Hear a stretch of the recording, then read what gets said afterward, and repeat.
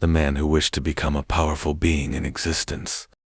19-year-old Gyson had always felt small in the grand tapestry of the world.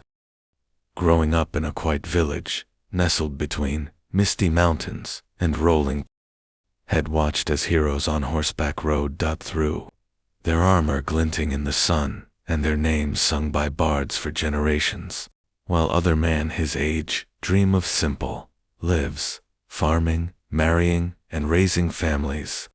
Gyson's heart burned with a different desire to become the most powerful being in existence. He spent his days poring over tattered scrolls of ancient magic, his nights staring up at the stars and wondering what secret they held, convinced that power was the only way to matter, the only way to mark that time could not erase. One evening, while exploring a forgotten cave deep in the mountains, Gyson stumbled upon a stone altar cave with symbols that seemed to hum with unseen energy. At its center lay a black orb, pulsing like a living heart, and beside it, a scroll written in a language he'd never seen but somehow understood. The scroll spoke of a ritual that could grant unlimited power, but it warned of a terrible cost. The power would not come from light, but from the shadows, and to take it would be to lose a part of oneself forever.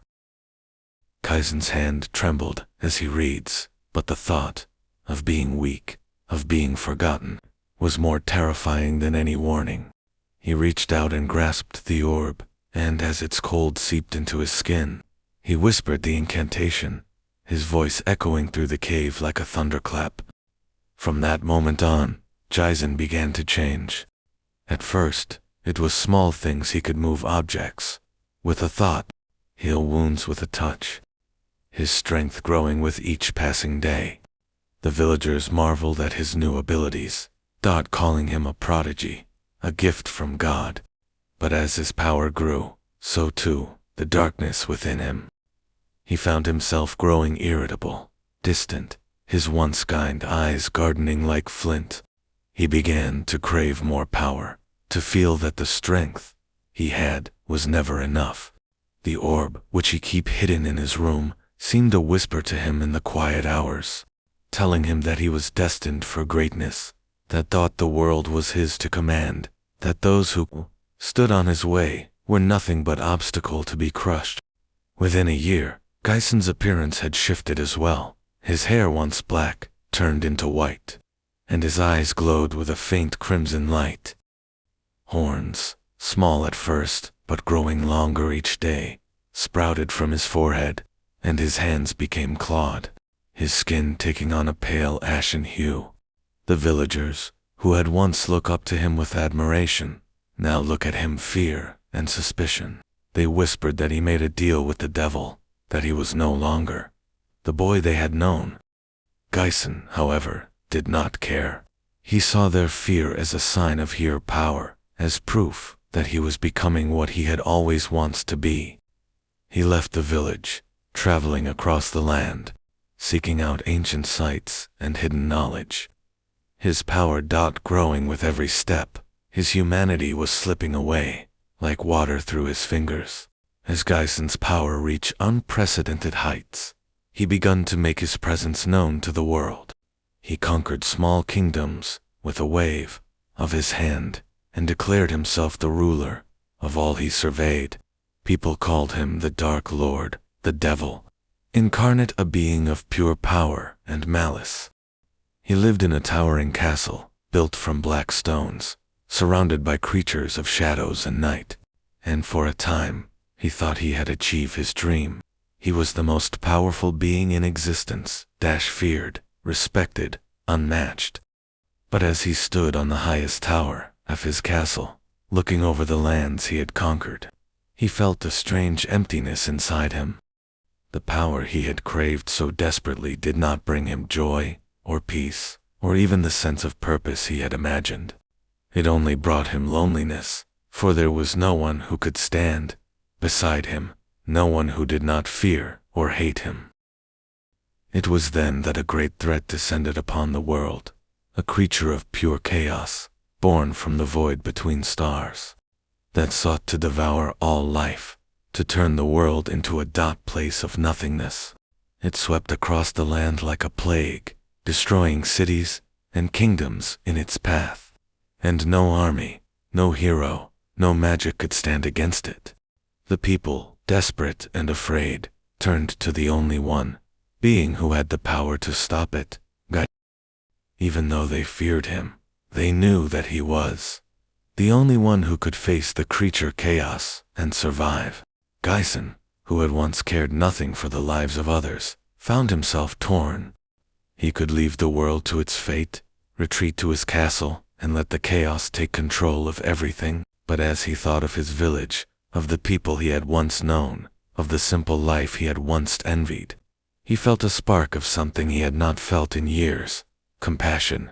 Gyson knew that to face the chaos creature, he would have to unleash the full extent of his power, the very depths of the darkness that lived within him.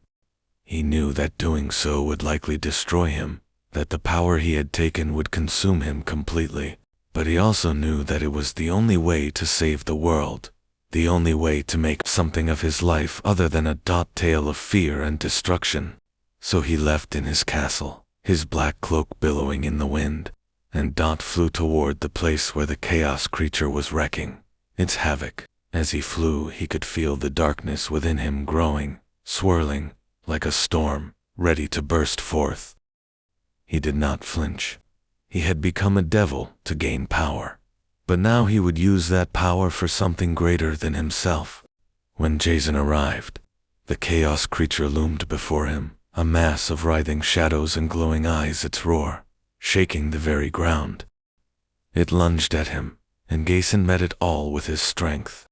Blast of dark energy clashed with the creature's chaotic power, lightening up the sky like 1,000 suns. The battle raged for hours, the earth cracking beneath their feet, the air thick with magic and smoke. Gyson could feel his body being torn apart, the power he had wielded for so long now turning against him, but he did not stop. He pushed himself further, deeper, drawing on every last drop of the darkness within him, until he was nothing but a vessel of power, a being of pure energy and will. He knew that this was the end, but he also knew that it was worth it. With a final deafening cry, Gyson unleashed his all-power in a single devastating blast.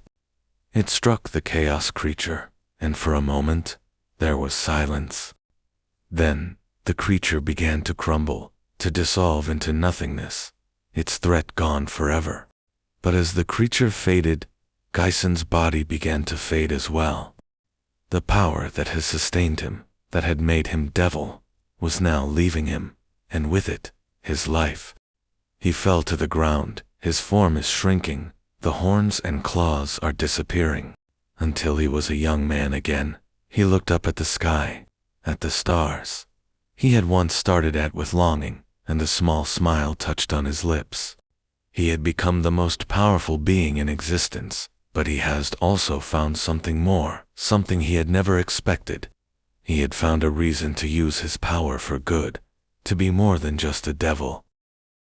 As the people gathered around him, they saw not the Dark Lord they had feared, but the boy he had once been, lying peacefully on the ground.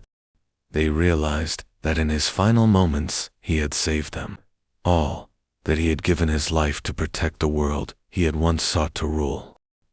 They buried him with honor, building a monument in his name.